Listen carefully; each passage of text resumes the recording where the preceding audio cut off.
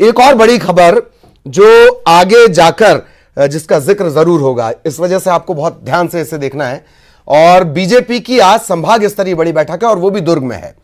दुर्ग दिग्गजों का एक केंद्र बिंदु है, दोनों ही पार्टियों के।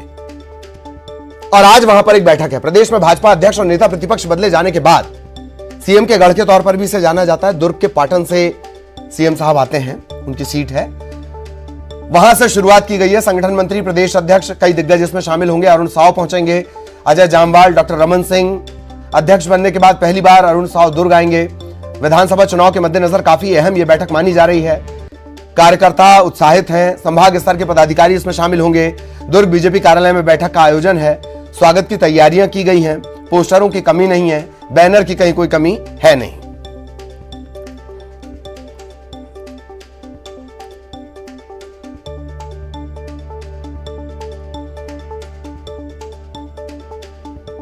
सीधा दुर्ग आपको लिए चलेंगे। मिथिलेश आपको नजर आ रहे होंगे। मिथिलेश, कब ये बैठक, और अब दुर्ग केंद्र में आ चुका है, यह तय है। इस बैठक से क्या कुछ निकल कर आता है उस पर भी बहुत सभी की निगाहें लगभग टिकी रहेंगी जो राजनीति को बहुत करीब से देखना चाहते हैं। मिथिलेश,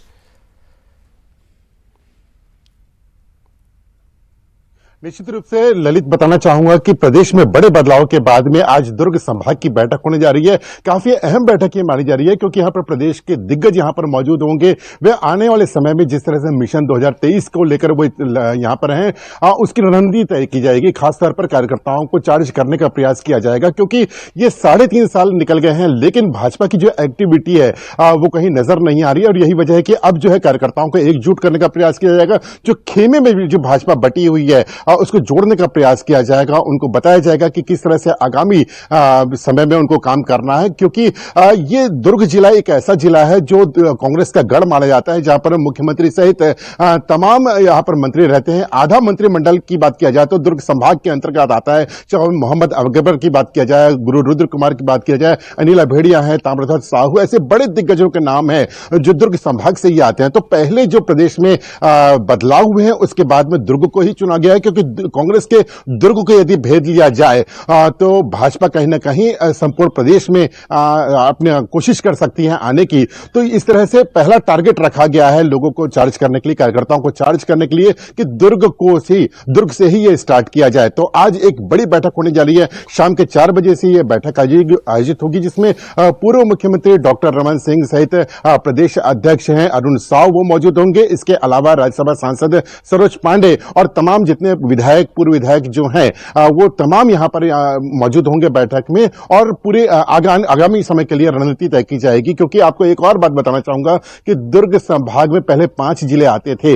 नांदगांव में जब चुनाव हुआ था, उपचुनाव, उसके बाद में मुख्यमंत्री ने 2 जिलों की और घोषणा कर दी है, जिसमें खैरागढ़ भी जुड़ चुका है और मानपुर मोहला। तो अब इस तरह से दुर्ग संभाग में 7 जिले हो गए हैं। ऐसे में भाजपा को काफी अच्छी रणनीति बनानी पड़ेगी ताकि इस कांग्रेस के किले को वो भेज सके। तो निस्संदेह आज जो बैठक होने जा रही है काफी अहम बैठक होने जा रही है, और इसमें क्या कुछ निकलकर सामने आता है ये बैठक के बाद ही स्पष्ट हो पाएगा। जी, बैठक के बाद ही स्पष्ट हो पाएगा।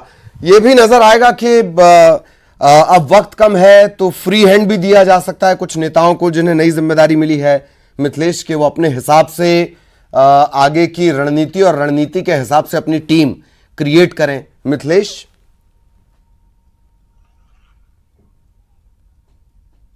निश्चित रूप से ललित, कोई बड़ी जिम्मेदारी दी जा सकती है। उद्देश्य केवल एक ही है, मिशन केवल एक ही है कि किसी तरह से कांग्रेस के किले को भेदा जाए। क्योंकि यदि प्रदेश में भाजपा को वापस लौटना है तो जितने भी मतभेद हैं उनको भुलाकर, जितने भी नेताओं के जो गुटों में बटे हुए हैं नेता, उनको एक किया जाए। और किसी को जिम्मेदारी यदि दी जाती है तो उनका उद्देश्य यही होगा कि किसी तरह से सबको एक किया जाए और मिशन 2023 की तैयारियों में जुट जाया जाए। तो अभी जिस तरह से बैठक होगी उसमें और भी कई महत्वपूर्ण विषय जिसमें शामिल होंगे, जिसमें जिम्मेदारियों को लेकर भी चर्चा की जा सकती है। आपने कुछ देर पहले इस बात का इशारा दिया था